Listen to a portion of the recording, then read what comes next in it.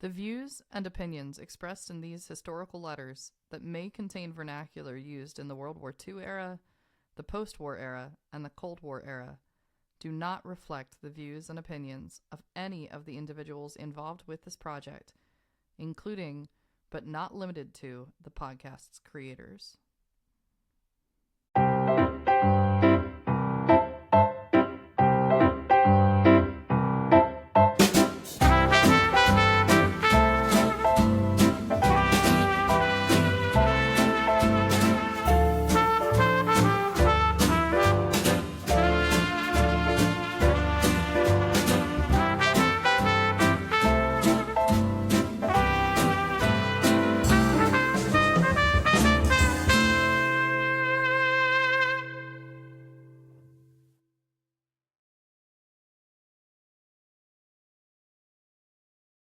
Good morning. Good morning, nice Jamie. to see you again. Oh my gosh, how many great letters do we have in today's episode, Jamie? 8. 8 is great. 8 is great. And I just want to point out that I did ask to add one. Mm-hmm. So Jamie was right. Yeah. I was like, we need to put this one in there. And it's a postcard, so it's not long. No. But I think it was very important to include it. What's very nice is that we do have a lot of material to work with. Oh, yeah. So some of it does need to just not be included. So, but I really thought that this was important. Definitely was. You know, everybody here at the Love Sweetie podcast, we've been telling the story of Sweetie trying to buy this house. For the last 2 episodes, we've been seeing this in stages, which is at one point really fascinating. We get to see that the real estate process in the 1940s is really close to what it is today. In this episode, we're going to continue with the story, and I think we can call the grand finale of the whole 4-episode arc of Sweetie and the house is going to be in next week's episode. But this episode, Jamie, has a term that I learned in marching band back in high school, actually. And that term is hurry up and wait. That's the theme of today's episode. So if all of our listeners, I'm sure this is extremely relatable for a lot of people, where you're just waiting for that one thing to arrive, you're going to know, I'm not going to spoil it, you're going to know in this episode what's going on with that. But that is the theme, is just waiting and waiting and waiting for some of the last pieces of the puzzle to come together until we get into next week's episode, which I have to say, for everybody listening today, make sure you don't miss next week's episode. And if you missed the previous episodes, go back and listen to those too. But we're getting closer. We're getting closer to where we need to be.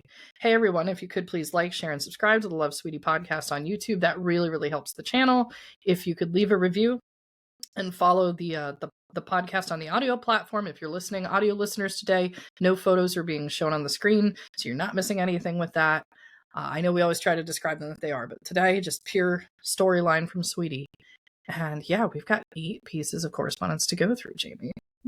And so our first one is dated August 23rd. Yep. 1949. 936 Springfield Road, Collingdale, Pennsylvania. August 23rd, 1949.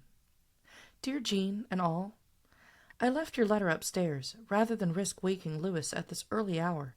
I'll try to answer part of it from memory and do the rest later.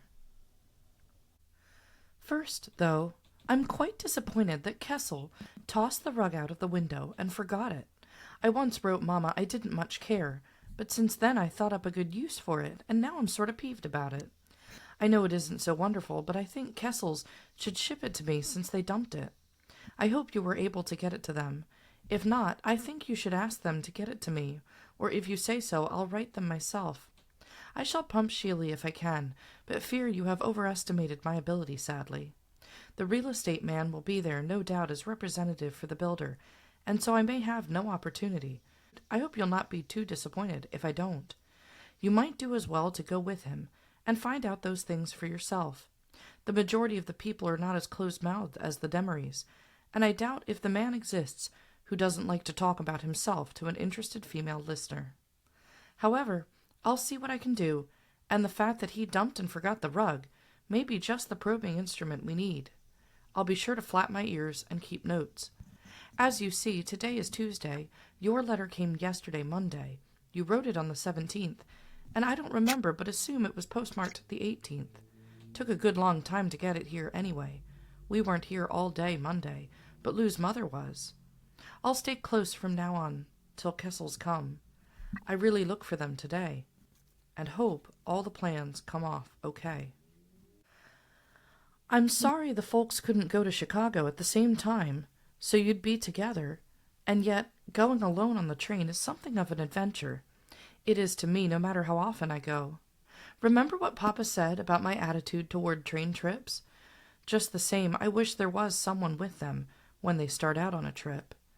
I hope they take a little time to rest and visit before they go back, and for goodness sake, do all you can to keep Papa from going too far in his winter driving and work. I know that Dr. Parsons said he was almost well, but just the same, do something to hold him down. I was somewhat surprised to hear that Cliffy John was coming to Chicago. As you say, he's apt to decide it differently, but I hope you won't be disappointed. Will he stay at Frank's too? I really can see why he wouldn't take his car to Chicago. The trip there is a rough one, on direct route, and driving in Chicago should compare probably to putting an egg beater at the intersection of Locust and 7th, and then beating vigorously. As for driving to New York, definitely no, unless he had a couple months to sightsee at his leisure. Boy, do I wish you would come. I'd love to have you see the house and the furniture and Elizabeth's house, husband and baby, and show Clifford. I'd take both arms and legs off, and you'd have fun, I'm sure. If Clifford comes, you come too, even if it is a little expensive. We'd find some way for us to sleep. You could go from here to New York for a day or two, or as long as you like. We could go to Atlantic City. Oh, I forgot. Clifford doesn't like the ocean. Do keep us posted, though, and we'll put the heat on the real estate agent again. I just had a thought. If the Kessel man is George Boyd, I left the letter upstairs, but think my memory hasn't failed me. You'd be the new Jean Boyd. Yuck, yuck, yuck. First door on your left, ma'am. You're welcome to the sweeper for free. My new one is wonderful, and I'm sure anxious to use it at the new house. It has always been a dream to move into a spanking new house. Now, with such a nice one, my new sweeper, my new, to me, washer, nice furniture, and room to expand some, I'm anticipating a leisurely Lady Astor-like life, and oh, how I'll love it. How I do hope you can come here, too. All right, I'm going to pause here real quick because I just think it's funny how many letters we've had where she's so excited about this sweeper. I just love it that it's a sweeper. Yeah, I the just vacuum. love that term. And yeah, this is really fun. Like that, this was an appliance to help her clean. When we first started dating, my husband and I, he bought me a brand new iron, and I was so excited about it. So yeah, so I get it. I totally get that. But I do want to like talk real quick just about. She's apparently very worried about Chester. Yeah. And she, she's like, he needs to kind of be held down. Yeah. Needs to take it easy. Yeah. And that just like, for me, that's like just kind of a new thing that kind of came up. And it caught my attention. So that's one thing I definitely think we need to keep an eye on. Also, so far I've been keeping a Kessel tally. And she's mentioned it 4 times. Yeah. And we're not even through the letter yet. So she mad. The first of 8 letters. Yeah, this Kessel truck. This is for people who are catching up to the story right now. So Sweetie had some things in Collingdale that she could move into this new house. And at this point in the storyline, while the house, like the deal isn't quite finished yet, they're letting Sweetie and Lou move in some of the things that they own. But the vast majority of things that they own. So when they came back from Iowa, they had some things with them, and then they bought some new, like the washer and obviously, the sweeper and all this kind of stuff. But they still have a good amount of stuff that was out in Iowa.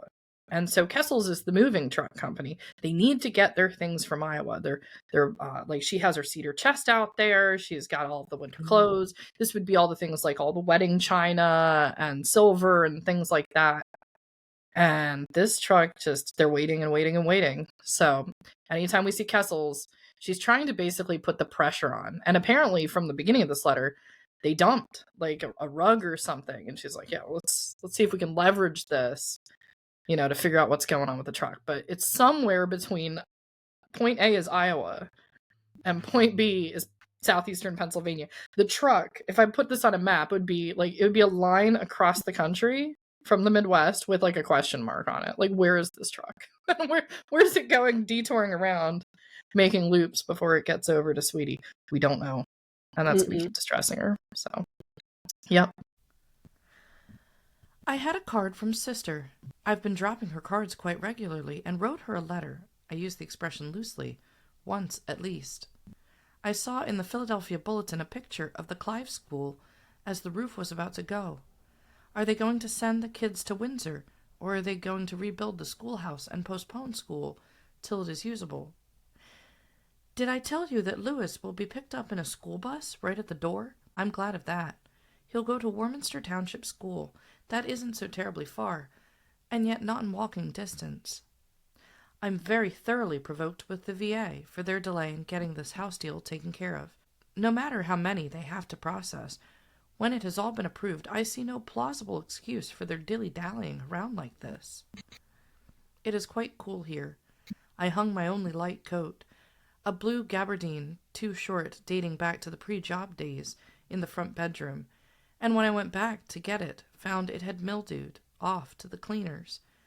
And here I am, shivering. No coat sweaters in the cedar chest, and it is really cold. But one day it is warm and sweaty, and the next, brr. Welcome to Pennsylvania. Sweeping and cleaning and dusting, I inhaled so much dust and dog feathers and odors that the next day I spent every minute with my nose in a Kleenex. Sneezed till my face was swollen, eyes bloodshot and swollen, my nose blistered from wiping, and finally I got the desperate feeling of suffocation on account of my nose being so completely stopped up. So I had to go buy a Benadryl inhaler. No Benzedrine on sale anymore. Not so good either, but it relieved me greatly. Saturday was my worst day. Sunday was better, and from Monday afternoon on, I'm about recovered. So ends my Boy Scout career at this joint. Elizabeth leaves Labor Day weekend, probably on Sunday, September 4th, for a month at the shore. She will have Mr. and Mrs. Brown there for the first 2 weeks on Mr. Brown's vacation. Then Mr. Brown goes back to work, and Bob will go for the remaining 2 weeks. Elizabeth does not get along with Mrs. Brown for sour apples, which amazes me, for nothing outwardly disturbs Dit. She's taken to hopping right onto Mrs. Brown, and while Mrs. Brown deserves it, and no doubt I'd do likewise, she has always kept her mouth shut, and now she really pops off. Her mother is a terrible agitator, and is, I feel sure, the cause of a lot of it. But Elizabeth is insisting that her mom go along for the month to act as buffer and babysitter. I'm contemplating or expecting one grand free-for-all before it is over, and I hope I shall be safely out of firing range at Hatboro. Lou will probably have to go on an 8 to 11 day cruise sometime in September. He'll go to Atlantic City for about 3 days bombing practice, and from there to Norfolk, Virginia, for about 8 days on an aircraft carrier at sea. This is not definite yet, but is very likely, and also is compulsory. The larger part of the station is now on a cruise off Pensacola for 2 weeks. The lists and provisions and plans were made before Lou entered, or he would have had to go on this one. I doubt if he can get out of going this time, and hope that all arrangements are made about the house ahead of time, so that I can be up there while he's gone. More about this as it develops.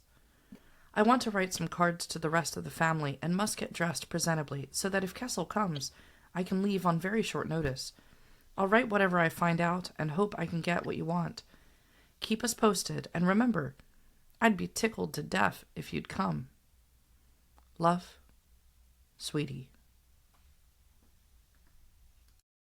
5 times. Yep. She mentioned Kessel 5 times in that letter. Oh, yeah. Which, of course, I'm not blaming her at all. But good Lord. Yep. Like, well, that's the unknown X, right? Right. That Lou likes to talk about sometimes. That's the unknown X. They have the house. They have the loan approval from the VA, even though they're doing a little bit of their dilly-dallying, but it is government, so we know what to expect from that. But she's getting to the house. she really seemed to settle back into this life. Like, Yeah. she really is kind of like, she's there now. It's like, she knows what she's doing. She's comfortable. Mhm. Lewis is going to be going to school. Oh my gosh. Yeah, Sweetie's got her groove back, and Lewis going to school is that's a whole thing. So he's an interesting personality. But we also get the mention of the other school. So when she's making the note to sister, she mentions something about the Clive school, and something's going on. Like, the kids can't seem to go there. So I looked this up, and in an article, this is from the Des Moines Tribune. This is back from Tuesday, September 6th. There were a number of articles about this, but this is what happened. It says the 125 grade school pupils at Clive, 2 miles west of Des Moines, so we can put a placement on where sister's family is, location-wise. Tuesday, still were on vacation. This is September 6th. This is like right around Labor Day, because their school building was destroyed by fire on August 8th. So that's what's going on with the Clive schools. So we also get the idea of the scale of the school. 125 students at this school. Can't go back to school yet. So she's commenting on that, because it must have been a big enough story that it got covered in Philadelphia. So she's writing about that. There was one other piece here that had to do with the Navy, though, because we're talking about these cruises. So for people that are just listening in now, Lou has resumed his time at the Navy. He spent 6 years in it from 1942 to 1948. Then 6 months as a farmer, 6 months in the Merchant Marine, and returns to the Navy to be an aviation mechanic's mate. That's what machinist, basically. So he's working on planes as a mechanic, because this is Naval Air, and he's at Naval Air Willow Grove. But every now and then, they're going to get these assignments, and this is going to come up in the letters, where they're going to send everybody off the base for just like routine training, so they don't get rusty working around certain equipment. It sounds like most of Willow Grove went to Florida. But because he just got back, he's still chilling around Willow Grove, which actually works out since all this moving's going on. But we're going to hear about Norfolk was a common spot. If you've ever been around southeastern Virginia, I mean, and you know the shipyards down there, if you've been to like Newport News and some of these other areas, this is a historic ship area. So naturally, and with its vicinity to Washington, the Navy does a lot of training there. But that's every time you hear about like he has to go on a cruise for a weekend. It is interesting to hear about him getting back into the Navy. Mm-hmm. This is going to be taking him away from the house during a time when he really needs to be there, because he's going to have to like be helping to like put things in places and stuff. She can't do that. She's little. Yeah. So like the cedar chest, he's going to need to get some of his buddies to come and help him lift some of this stuff. So yeah, this is unfortunate that he's got to like be away from the house. But yeah, so we learn more about Dit. Get a little bit of gossip about what's going on with there. And so also she talks about like how it's chilly. It's like the end of August. Yeah. And she's like, I'm cold. It's really not that cold here in Pennsylvania at the end of August. I can confirm that. For not in southeastern PA. We are not at a high elevation where it's like cold. So I guess she's cold compared to Iowa in the end of August. That's what I'm thinking. Mm-hmm. Yeah, she's not used to it.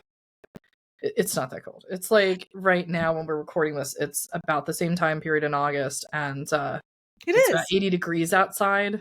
Mm-hmm. Yeah, so not cold in my book. But then again, I have some family down in Louisiana, and I remember when they visited, like 80s cold, like that's cold for them because they're used to like over 100 degrees in humidity. They're like, oh, I need a jacket. I'm like, what? So what's going on? I know, it's funny. Yeah. But so we get a little bit of weather in Pennsylvania, but also her Midwestern roots. She runs a little hot. That's okay. But yeah, so they got the house. They're going to be going into it soon. Like you said, hurry up and wait. Hurry up and wait. Yep. But the next one, she also, now this next letter, it goes to the family. And this was just 2 days later. 936 Springfield Road, Collingdale, Pennsylvania, August 26th, 1949. Dear Jean, Mama, Papa, Frank, Maida, and children.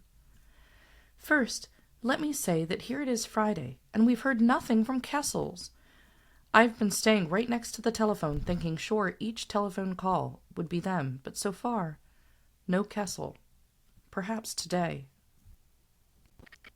Anyway, Lou is going to go get the key tonight from the real estate agent, and we're going to go to the house tomorrow, if all goes well, to do some straightening up and lay some rugs.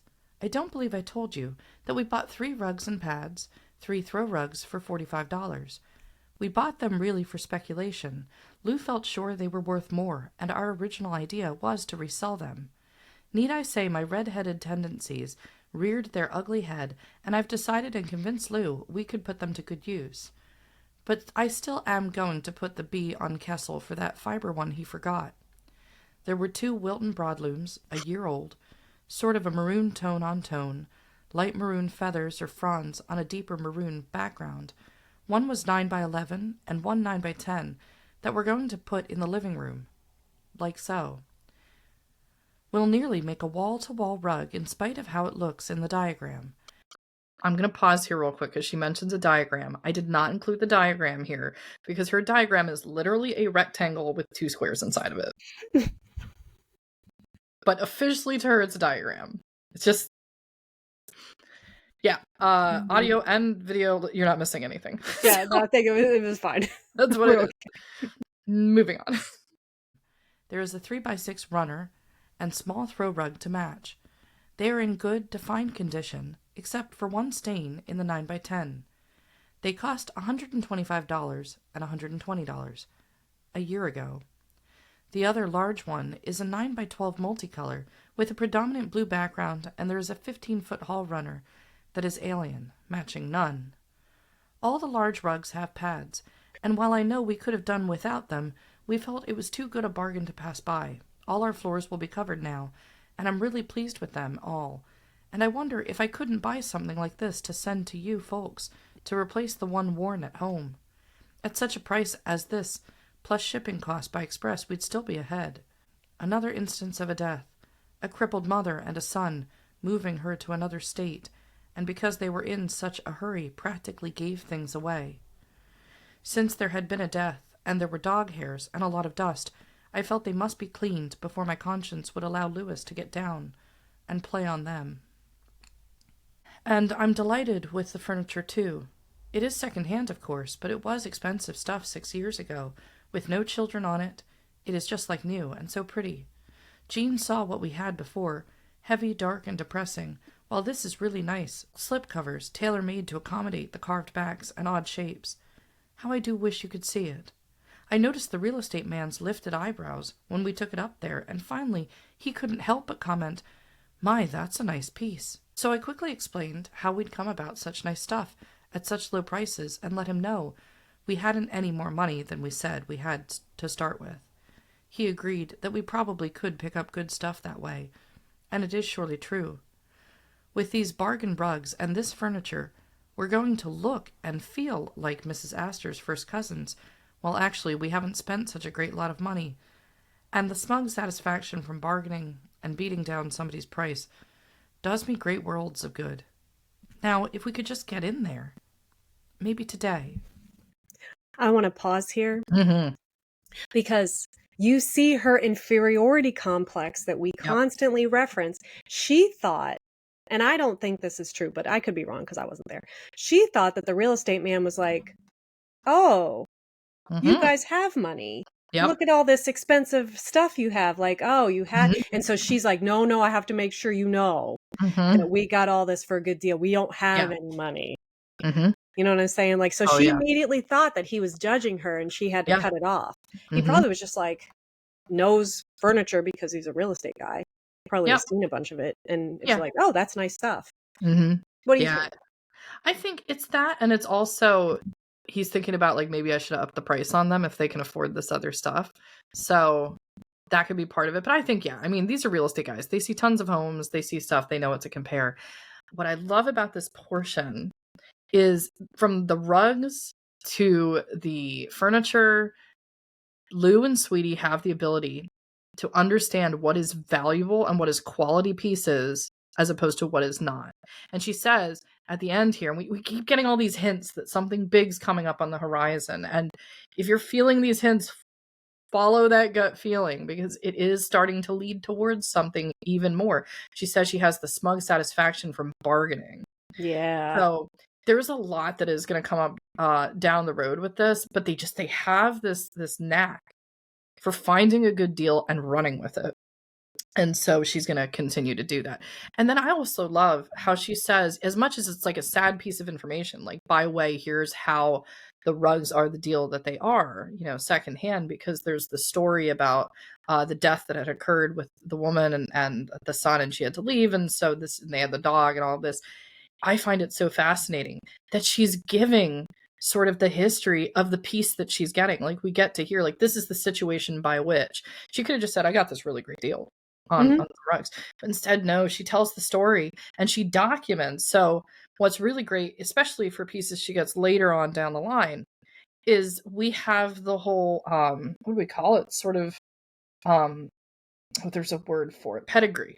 It's like we have the whole pedigree of every piece of furniture that stayed with the family. We know who had it prior. This is the same with other items and things. So just having that is just, I think it's a treasure, I don't know. I doubt these rugs have survived, but like, she's cherishing and she's taking that into account. It means something to her to not forget what came before, even with these pieces and things. That's going to play into a lot that she does later. So Yeah. Yes, Mama, the house is brand spanking new, never been lived in, and actually few people have ever walked in after it was finished. We were the first to make application, though several had inquired. Few had looked. I asked the agent to give us his publicity pictures, but all I got was the snapshot that is poor, but all I have and will give you. An idea, at least. It is beautiful inside. The millwork is fine. The cupboards in the kitchen are very nicely well built. Pretty, but a little high for me. There's a 3-burner new electric stove installed, green and gray tile, rather inlaid linoleum, in the kitchen, and by a very happy coincidence the dinette set we bought was gray. It is an oval gate leg table with new leather pads, not as big as my walnut gate leg, but really fine for that smallish kitchen. There is blue inlaid linoleum in the bathroom, good closets, one in each bedroom, and a nice linen closet. The unfinished upstairs is going to give me lots and lots of storage space for now, and later room for 2 good-sized bedrooms and bathroom. I am so pleased and so anxious to get in. I don't know what to do, but I want so bad to show it to some of you. I just don't know what to do, and I keep hoping and hoping that Jean at least can come to see the house and furniture to see how well we've done. I've already said how I'd love to have the folks come, but I'm afraid I've aimed too high. Though I do wish they would. Feel that hammering on Jean is my best bet, and can't give up the idea that she might come. I've been meaning to tell you that I have or am being repaid for giving Jean my dresses.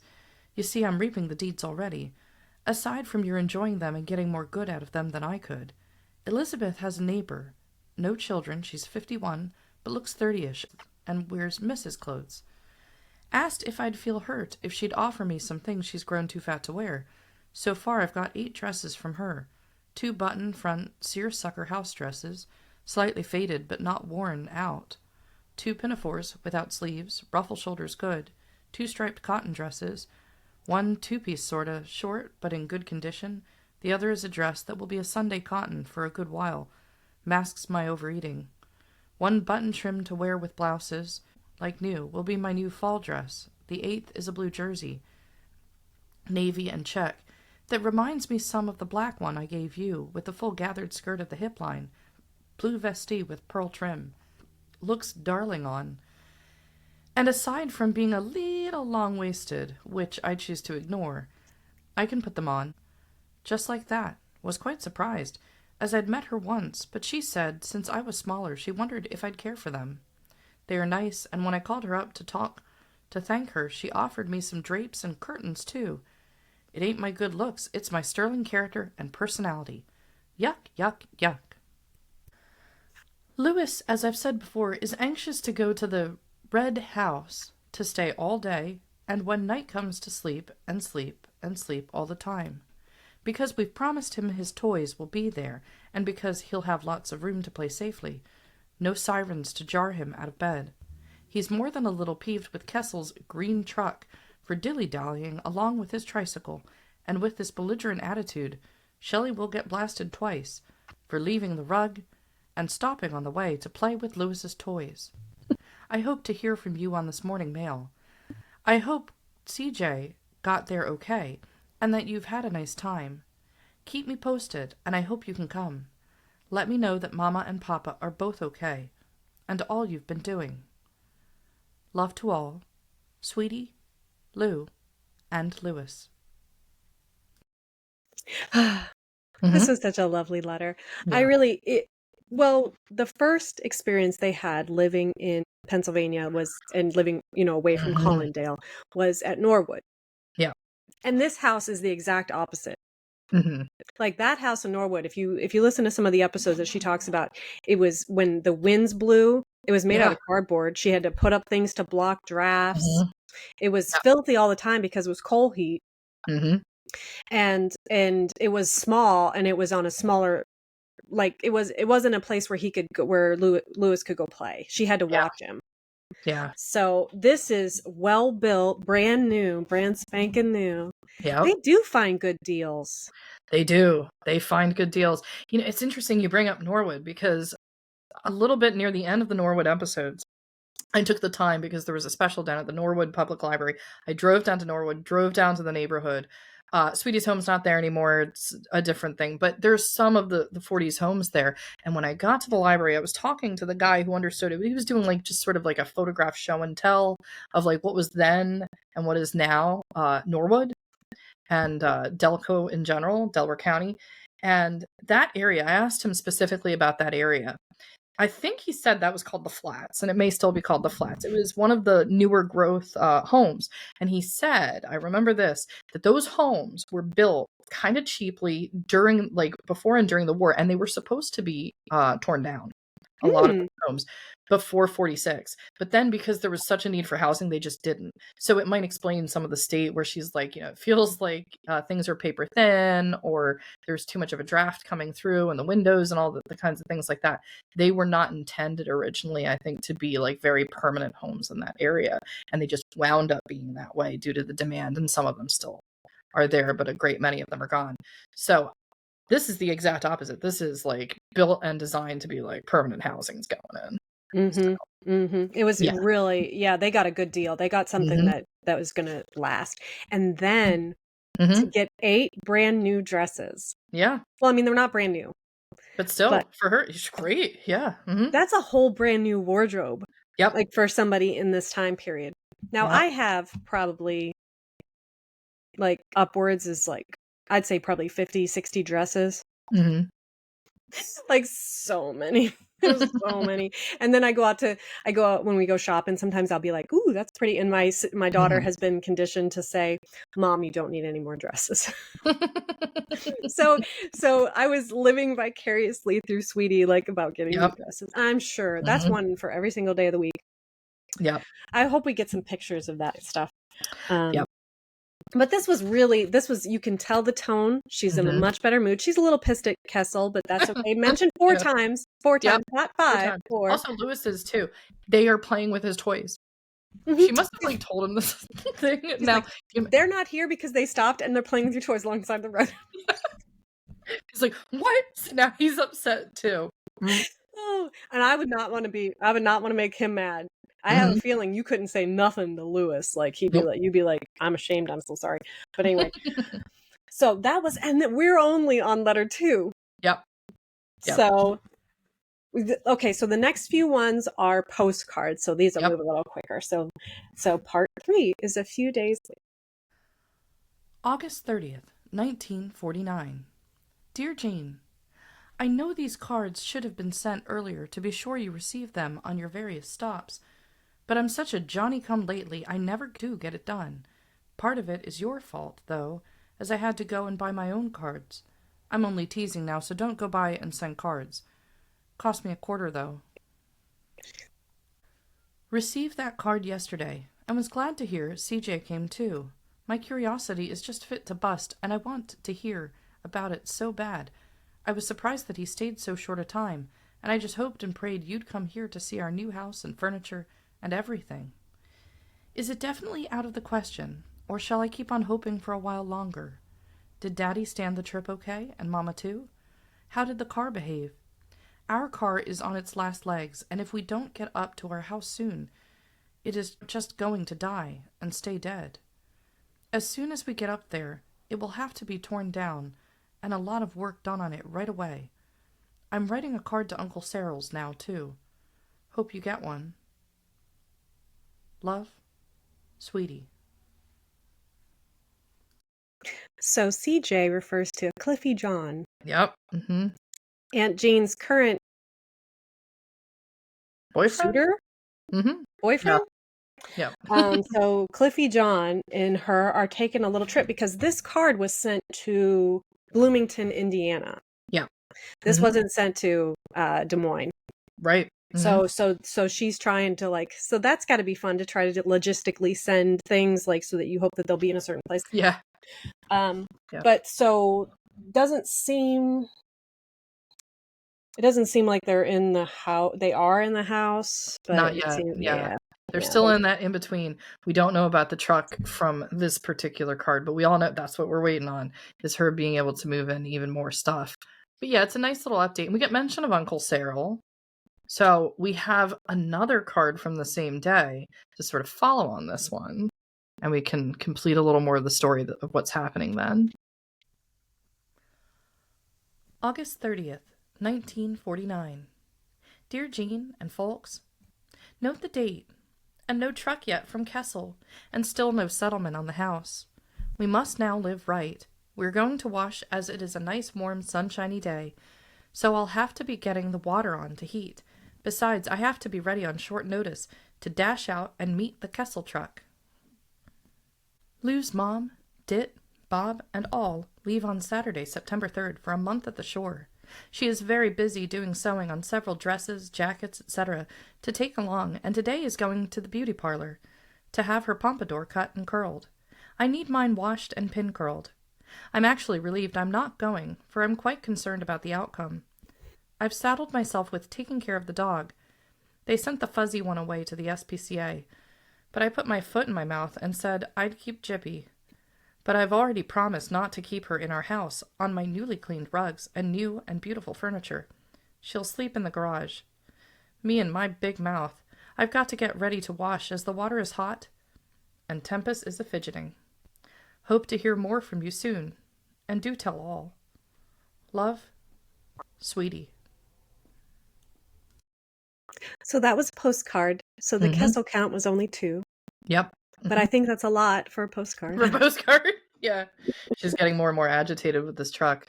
A couple pieces of important information here. One is this house has a garage. This might be the first time she's brought up that there's a garage, which is kind of surprising that she didn't, in all of her descriptions to the family, say, oh by the way, there's a garage there. So that's going to be really helpful. We get the information about the dogs. So apparently Dit had 2 dogs. And one has now gone to the SPCA, and the other one, Jippy, she's going to be watching while they're at the shore. We'll see how that goes. That's a whole see you next week part of the episode. If you want to, yeah, she's already regretting it, and she hasn't even started. Yeah, we know that month at the shore is going to be starting soon. But overall, this one's really interesting, and there was something to be seen here. I'm actually going to bring this back up on the screen, which is really interesting. Care of Cyril. So that's where Jean is going. She'd written in that last postcard that they're heading to Uncle Cyril's.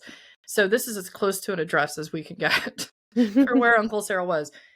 Somewhere on rural Route 1. So if you're in Indiana, listeners, somewhere there, it seems like a very generic address because he had a farm. In Franklin, Indiana, there is Uncle Cyril. And there's some information about Uncle Cyril on the website. He is one of Chester's brothers, and they are the closest of the brothers that are in that family. Chester had many brothers, but Cyril's clearly the closest, and Jean's gonna go visit. Yeah, so it's a wonderful little postcard. I'm so glad we included this one because there's a lot of very important information given very quickly. And then my favorite thing, and maybe actually the first time this phrase ever appears, so I could kick myself that we almost didn't include this. She says Tempest is a-fidgeting. She says this in a lot of future content. Time flies. I've looked it up online. I'm like, is she quoting something? It doesn't appear that she is. It's just her little play on time flies. So if you need something interesting, because the phrase in Latin is tempus fugit. So she's just taking the second word out, much to probably Chester's chagrin of taking a Latin word out, and switches it to fidget. So next time time's flying, comment to some of your friends, Tempest is fidgeting, and see if they follow. That'll be a great little tribute to Sweetie's little sayings there. But moving on, as we head into September, we finally left August. August was a dense month between the last episode and this one, with a lot going on. Mm-hmm. Going into September 2nd, a couple days later. Hey, maybe the truck will arrive. September 2nd, 1949. Dear Jean, no Kessel truck yet. This is worse than watching for the prodigal son. Was there any date set at all for their arrival here? Our papers seem to be lost somewhere in the VA abyss, and I don't know now what the outcome will be. Lou's mom leaves Saturday, September 3rd for the 3-week stay at the shore, and Lou received notice yesterday that he leaves Friday, September 9th for a 10-day cruise at Atlantic City Air Base. I'm glad he won't be on a carrier. He'll be on shore like always on the ground crew. But from the 9th to the 19th, I'll be alone, and I want so much to be in the new house getting settled while he's gone. I'm going to call the VA again this morning, and I've got to call about some parts for the car, as it is scarcely safe to drive in its present condition. I'm anxious to hear from you. Aren't you coming here? Love, Sweetie. So this one definitely has a more agitated tone. Mm-hmm. I'm going to go ahead and say that. And so she's agitated, but I do want to point out something that I noticed. She's able to make phone calls from where they're at. Yep. Mm-hmm. So this, at least they have a phone. So this is at Collingdale, right? Yeah. Mm-hmm. She's still currently at Collingdale. Mm-hmm. They haven't moved to the house yet. But she's able to make phone calls to people, and like, so if she needs to do something, and right. This was not something that you could count on, so mm-hmm. So that's good. But she's like, she's probably got marching orders from Lou about what to, like, the parts they need for the car and stuff like that. So, mm-hmm. And then he's going to be gone probably during the time when the truck comes. Yeah, that might not work out right, the timing wise. So we'll have to see. Let's see if we can get this truck issue resolved. Like, when you're starting to be compared to the prodigal son, we're pretty enraged at this point. Yeah, she's mad. She's mad. Yeah. And then I love how she says, our papers seem to be lost somewhere in the VA abyss. I can say this easily. It sounds like the VA's always had some organizational problems with a whole bunch of things, mostly because as libertarians, when the government does get involved, yeah. So yeah. When the government, that's all you gotta say. When the government, there you go. Yeah. But so we have like a little update that was from September 2nd. Yep. So the next one is from the very next day. September 3rd, 1949. Dear Jean and all, we've had no word from Kessel yet, and each day I get madder and madder, as that was one of our big pushing points to get into the house. We expect to make settlement this Thursday, September 8th, and hope to get in that night, as Lou leaves September 9th for his 10-day cruise. We have even groceries ready, but no cooking utensils, pots and pans, dishes or silverware or bedding. What a revolting development this is. I've a notion to send a telegram. Why all this delay when we need them so bad? I'm really disgusted with the whole arrangement. Hope to hear from you soon. Love, Sweetie, and all. Mom left this morning for her shore vacation. 3 weeks. Man. I have half a mind to see if this Kessel company is still in business. Yeah, so that I can call them up and yell at them. Yeah, like, look, we have a documented evidence of just some. I just still want to see like the map with like the straight line across, like direct route. Like, it's literally a straight line, and then like this wavy line just like detouring everywhere. Somewhere with like Lou's toys over here. Like, it's like a Looney Tune kind of thing. Be like, where's this Kessel truck? I just have images of like the Kessel truck driver like stopping for ice cream on a swing going la la la la. Right? I feel like there was something I should be doing right now. Is Sweetie at, like, because she said she was like waiting for the phone to ring. Is she all day just like sitting at this phone being like, I better hear from Kessels. I better hear from Kessels. Now Lou's about to go and she's like, no, we have groceries and I don't have pots and pans. Like, and then Sydney's like, peace out to the shore, right? He's got to go Bobby sit over there. So it's like, Now she's got this dog, because we also remember the dog's being defied. Like, what am I supposed to do with all this? And Lou's gonna be like, I gotta go cruise in Atlantic City. No, like, what is happening? Everybody is just like, you're right. They're just peacing out. They're like, later, Yep. have fun with your castle. I would not want to be this guy when he got there. No. She probably ripped him a new. Oh my gosh. New something. And if we go back to the episodes where she was moving the furniture from Norwood to Des Moines, we learned in those episodes that moving company that she was using, I don't think it was Kessel's, because I don't think she specified which company it was, but she commented specifically on their way to go from Norwood to Lacona. They had to stop in Washington, D.C.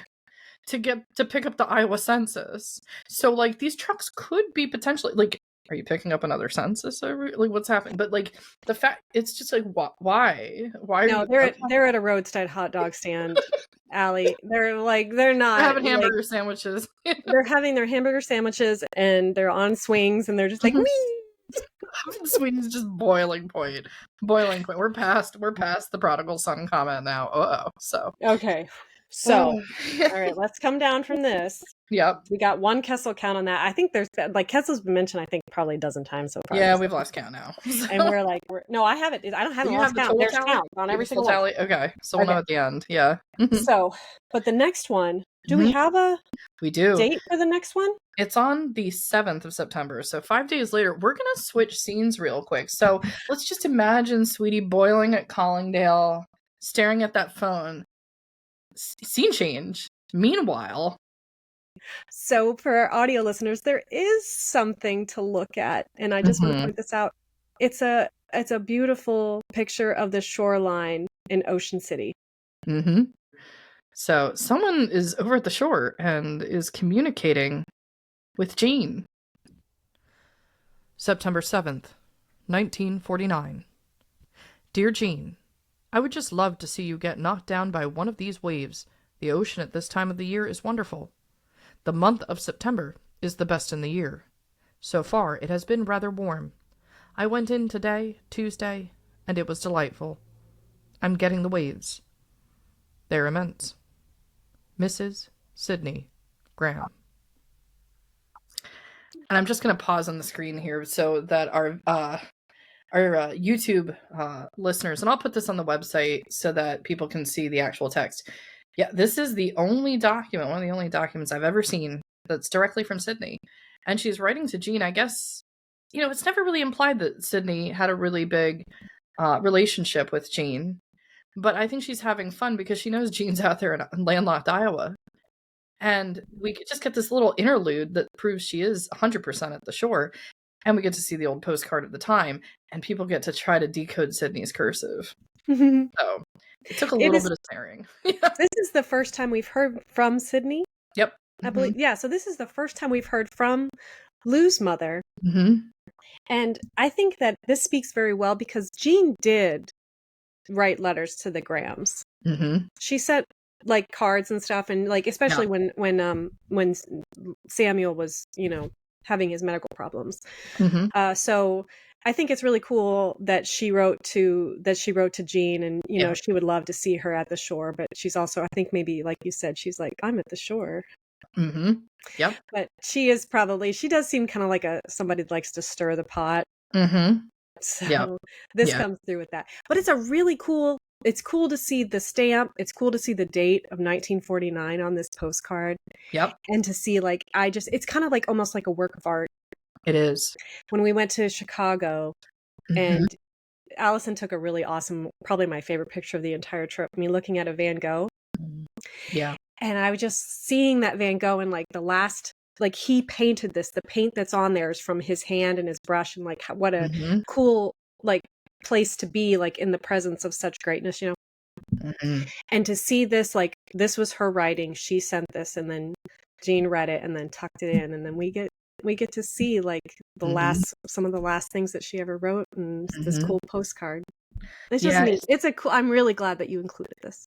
Yeah, I want to do this a bit more. And if our listeners definitely appreciate it, we'll do it a bit more with like maybe some of the pages we show on the screen will be the actual handwriting or things like that. Especially with these penny postal cards because they're of the size where we can get them on the screen, where we could actually like put side by side the transcription. Some of them get pretty crowded. Sweetie has much better handwriting than Sydney. But in this one, just for our audio listeners, it's 1 cent for the postage. So you get to see the old George Washington green. I know all the philatelic societies. That's the stamp collectors are like, oh, there's a good example of a postmarked 1 cent George Washington green. I think that's what they're calling it. There are a ton of them. But yeah, it's the idea that this is the real thing. It reminds us that like this isn't just, a story that we're going through. It's like all of a sudden we're brought back immediately to the present and saying, no, these people were there. Like this is the last time this was handled. There's only a few people that have handled the document, right? She sent it in the mail, the postal service picked it up, Jean had it collected, and then I'm holding it. That's about it. The only people that have handled this document are such. And I know it meant a lot for you, Jamie, when you visited last fall and you got to hold some of the letters from Chester in particular. I remember that was a big moment. Yeah. It just feels I also wanted to point out too, I was like, when I saw, I was like, how does Allison read this? Chester's handwriting is special. Yeah. And then like the whole like doing the second script over top, like I just we'll definitely have to go into this some of those up with an episode about the curating and the things that you have to do for this collection. But this I think is a really cool piece. It's just like a very simple thing, but like she had it and then you had it and now we get to look at it, and I just love the story of the things that are in this collection. But so we get a little peek into Sydney's personality. That's fun. I'd love to have somebody analyze her handwriting. Maybe we'll get somebody to do that. But that was on September 7th. So we don't have any correspondence until almost over a week later. Yeah. September 18th, 1949. Dear Jean, the truck arrived on Tuesday, September 13th, and since I've been working to unpack and sort and put away, how I wished you were here to help and visit with me. We paid $173.54 on the truck charges. $7.50 was for extra pickup in Lacona that I want you to investigate for me. I tried to wrangle it out with the driver, but he said I had no choice, either pay or have it returned, and I couldn't do that as the cost would be double to return it. I'll send you the papers if you need them, but I do think it ought to be argued unless it has already been explained to you. Lou is on his cruise, but because of bad and rainy weather, has been home often, and we came down here to spend Friday, Saturday, and Sunday in Ocean City on Elizabeth's vacation. I hated to come, but Lou said I'd been working so hard I wasn't fit to be around. Maybe I'll be farther ahead to rest and take a new hitch on Monday, when Louis and I drive back together. Lou has to drive the gas truck back, and I'm not sure when he'll be home. We made settlement and moved in on Thursday, so we're waiting for mail in our new mailbox at our new address. Sweetie. Finally. There we go. Yep. Finally. And then I love how Lou's like, I don't even want to be around you right now. Yeah, I won't want to be around Sweetie at this moment. No, and I like how she doesn't call him Kessel. She just says the truck. It finally got here, and there's an extra charge, and then they would return it, and like, I don't know if that's a bad thing. They'd probably drive around another 3 weeks, have some more hamburgers and stuff, and never get to Iowa, and then get back. That $7.50 for extra pickup in Lacona. That's when they got their hamburger sandwiches. Oh, that makes sense. For those sandwiches there, and like they really took them to the cleaner. That was like, I would never. In fact, if Kessel's still around, I would never use them, and I would tell people not to use them. There it is. So you know what? Well, you know what we should do? I'm gonna look them up, and if they're around, I'm gonna send them the write up and like a service review from 1949. I will do this, and I will ask for $7.50 refund because I never know if she gets it. But I will ask for them to send a check for $7.50. I'll be like, nope, this is long overdue. They need to adjust for inflation. There we go. Yeah. So she went. They got the house. The furniture and stuff is there. Yeah, I guess. And then they went to go to the. I wonder what kind of house. Like, so they like rented a house on the shore. Yeah, they did. Mm-hmm. So like an Airbnb? Yeah, it basically would feel like an Airbnb. She's taking out like a rental at a shore house, for So the like whole it's month. like, do you think it's big? Do you think it was like lots of bedrooms? Because I mean, I'm sure Sydney had to have her own bedroom. Yeah, it's interesting because I think they would move around to like different parts. However, it's interesting you asked this question because I was just reading a letter from a number of years moving forward, not too far in the future, where once again they're at the shore for a month. This turns out to be an ongoing thing, as that was the deal. And she actually gave the address of that shore house. So it may be the same one. It's not really clear if she would always rent the same place. I get the sense that did like to feel comfortable where she was, so it very much could be. If it is, that house is no longer there. I looked. There is a house there, but it was built in 2002. So it's like, okay, I think that house is gone. But it was 5 bedrooms and it was 3 stories. So it was a large shore house that was rented by then, and I'm pretty sure at least 3 to 4 bedrooms she would have rented at the time. Mm-hmm. She would have had to. Yeah. So that's cool. That's neat. Mm-hmm. Like I've been on Outer Banks, and that's basically out there is just giant houses, you know. Yeah. So, but I feel like a sense of relief. Yeah. Right. Mm-hmm. So, but that's the last letter for today. That is the last letter for today. Oh wow! Like I was into that. I was like, okay, next letter. No, like this is okay. Well, that's a nice way to end it. Oh yeah, certainly. They got in their house. Survived.